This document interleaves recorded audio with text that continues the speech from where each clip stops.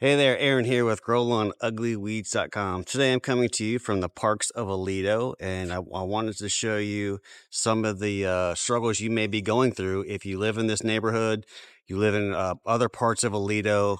It's very common for these new places to get top dressed with sand, and there's some downfalls that come along with sand, especially when it's just you plant the grass right on top of this limestone and then you top dress it with sand to smooth it out. There's some real challenges, and it's going to cause poor water retention and drought conditions like this. I'm gonna turn the camera on. Let's get into it. So here is what the front yard looks like currently. It's early August, and a lot of the yards look very similar to this one.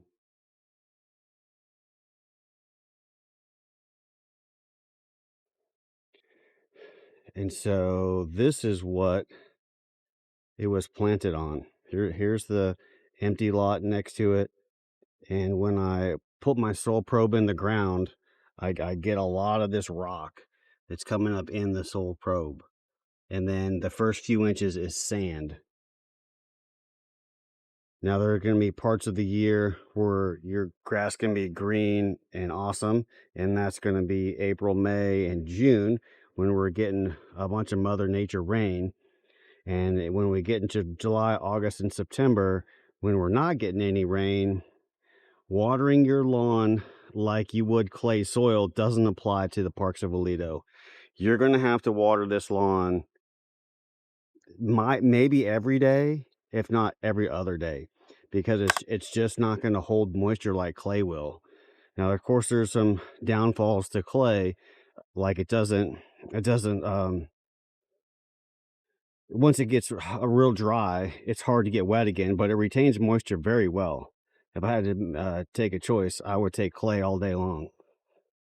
Now, the benefits to sand are that it drains well, but it doesn't hold nutrients very well.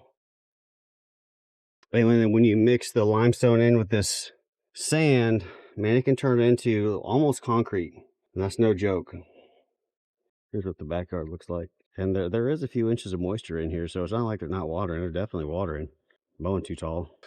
So if you're in the parks of Aledo and other parts of Aledo, and you've had your lawn top dressed with sand only on top of limestone, you're going to run into some problems. Now, I do have a watering guide on my website, and it still applies.